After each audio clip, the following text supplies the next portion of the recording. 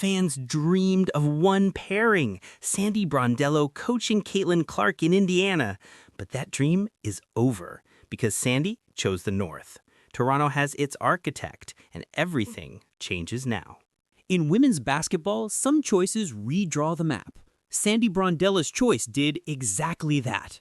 For months, whispers circled about potential pairings and perfect fits, about the gravitational pull of superstar talent and the magnetic promise of immediate title windows. But when the dust settled, the headline was simple. Toronto has its architect. An expansion franchise with something to prove reached for a builder with a history of turning principles into habits and habits into wins. Brondello did not pick comfort, she picked authorship. She chose a blank canvas over a finished painting, a long runway over instant altitude, and a city ready to rally around something brand new. That, more than anything, signals intent. This is not a cameo, this is a cornerstone. If you enjoy deep dive breakdowns like this, thoughtful, long-form stories about the power moves shaping the women's game, subscribe and hit the bell. Your support helps us keep telling the stories behind the score, the practice behind the highlight, the blueprint behind the banner. Back to the decision. Toronto is bigger than a logo and a press conference. It is a promise to build identity from zero, how a team talks on defense, how it reads the floor at 0.5 seconds, how it treats film on a losing night. Expansion can be chaotic. Brondello's presence turns chaos into curriculum. The choice also closes a door that many fans were curious about. The possibility of Brondello steering the Indiana Fever and sharpening Caitlin Clark's already incandescent game. That dream, however intriguing, is no more. Instead, a different dream begins, one where an inaugural roster learns to play with precision, where a new fan base learns the rhythm of a fresh franchise, and where a coach with global pedigree turns a Northern debut into a Northern standard. The decision, then, is not just where she went. It is what she intends to build, brick by brick, read by read, season by season. Why Toronto? Because timelines matter. Coaches don't merely select teams, they select arcs. In a league defined by razor-thin margins, the difference between a respectable year and a memorable one often begins before the first tip. Alignment in the front office, clarity in the locker room, and a philosophy that outlasts a bad week. Toronto offered a rare trifecta for an expansion club: patience without paralysis, ambition without panic, and the willingness to let a proven mind shape the daily language of the team. Brondello's history isn't just about trophies. It's about transferable habits. Spacing as a habit, communication as a habit, pace as a habit, accountability as a habit. Toronto's promise is that these habits won't be bolted on. They'll be baked in. There's also the unique gravity of a first. Canada's inaugural WNBA franchise arrives with the fan base hungry to be taught what winning looks like, not just what it feels like. That requires a teacher who understands the difference between installing a playbook and installing a system. Plays end when the whistle blows. Systems persist in the muscle memory of a roster. Brondello's choice signals confidence that a system-first build can outlast the turbulence endemic year one. Expect drafting and development that value multi-positional IQ, shooters who relocate instinctively, and bigs who make screening a skill, not a chore. Expect a front office partnership that treats the cap sheet like a chessboard, not a credit card. Expect the long view. Ultimately, Toronto framed the job not as damage control for expansion, but as an opportunity to set a standard others must chase. That reframing is everything. It says, we are not auditioning to belong, we are authoring a way to belong. Brondello chose that authorship. She chose the challenge of tuning a brand new instrument until the notes ring true. And she chose a city prepared to listen closely. Let's name the headline that could have been. Fans imagined Brondello in Indiana, diagramming advantages for Caitlin Clark, drawing up ghost screens and span actions that break defenses at the point of decision. The fantasy was tidy. An elite shooter meeting an elite organizer, a read-based offense supercharging a generational range. It felt inevitable in the way great sports myths do. Compelling, plausible, irresistible. But inevitability is not strategy. The reality of coaching at the top is fit, leverage, and timing. The Fever have a starry center of gravity and expectations that arrive every night like a shot clock already at 6. That is a thrilling canvas for many coaches. It is not the canvas Brondello picked. Choosing Toronto ends the speculation cleanly. It says the next chapter will not be written beside Clark's nightly fireworks, but inside the slower alchemy of expansion. Scatting the edges, developing depth, teaching the second pass before the first is caught. The Fever dream dissolves, not because it lacked allure, but because it lacked ownership. In Indiana, Brondello would be inheriting a plot. In Toronto, she is writing it. That distinction matters. It affects how a coach allocates trust, how a system gets taught, and how a roster survives the inevitable rough stretches. It determines whether a team is pressed into being star-centric by circumstance or allowed to become system-centric by design. Clark and the Fever will chase their arc with intensity. They should, and they will. But Brondello's Joyce reminds us that greatness wears more than one uniform. Sometimes it wears patience. Sometimes it wears a blueprint. Sometimes it wears the plain, honest clothes of repetition until repetition becomes identity. The dream many wanted to see, coach and superstar aligned, gives way to a different dream. A franchise taught, a city converted, a standard established. The myth was beautiful. The project may be better. Blueprints are not slogans, they are sequences. The first sequence is spacing, not aesthetic spacing, but actionable spacing.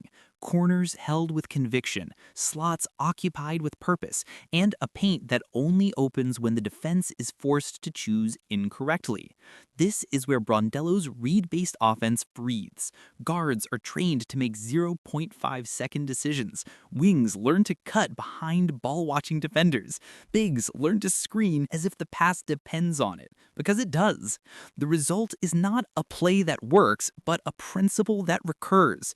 You can stop a play. It's much harder to stop a principle that evolves possession by possession. The second sequence is pace with restraint. Toronto will not win by playing reckless, it will win by playing on time. Early drag screens to create a tilt. Pitch-ahead passes that arrive a beat before the defense sets. Short roll reads that punish 2 on the ball without inviting turnovers. Pace is not running fast, it is deciding fast. With Brondello, the clock becomes a partner rather than a bully. The third sequence is defense as conversation. Help is announced, not hinted. Stunts are crisp, not theatrical. Switching is a tool, not a habit, reserved for when it constrains the opponent rather than exposing mismatches.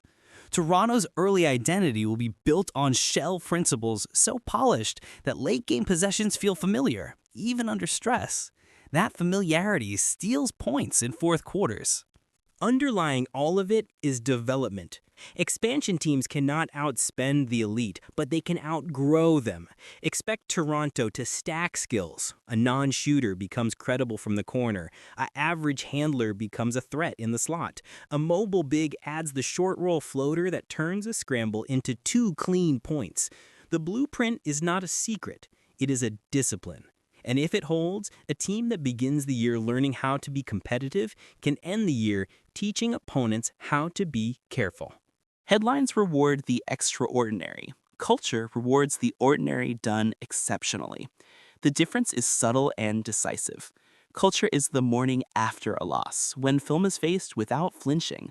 It's the language used in huddles, clear, concise, constructive.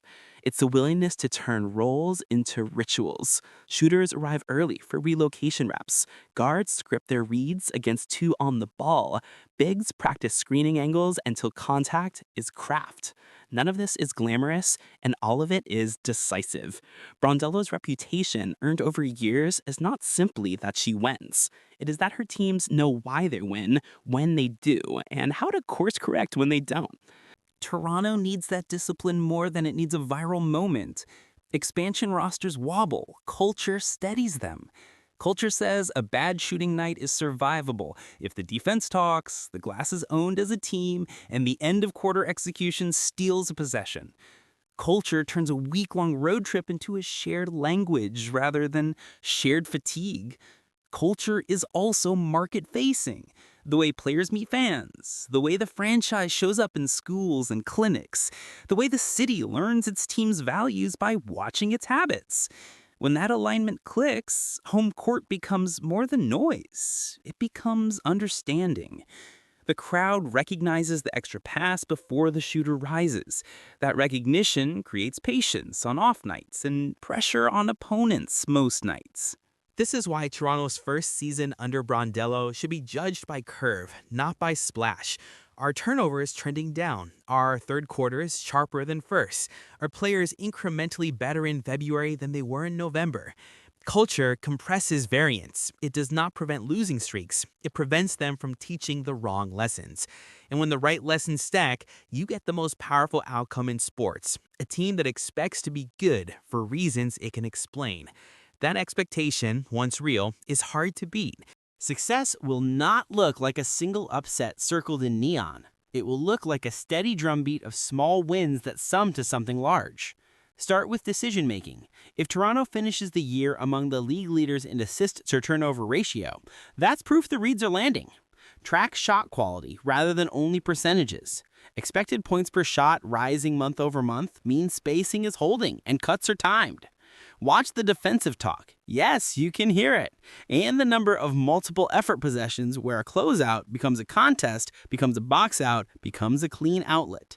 That stack is culture visible. Roster-wise, success includes one breakout wing developed in-house, the sort of player who wasn't a headline on day 1 but becomes a problem by day 90. It includes a primary ball handler who understands when to refuse screen and when to snake it, not because of flair, but because of the coverage.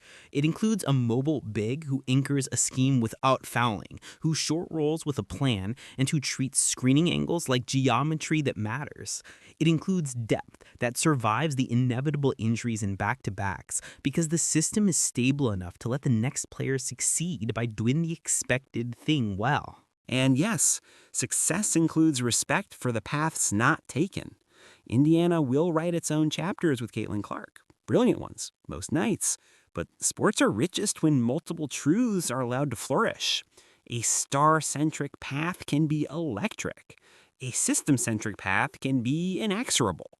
Toronto's betting on inexorable. If by season 2 the team is flirting with a play-in, and by season 3 talking like a playoff lock, that curve will have been earned the old-fashioned way. Clarity on Monday, repetition all week, accountability on Sunday. That is what success looks like when you build for forever rather than for a headline.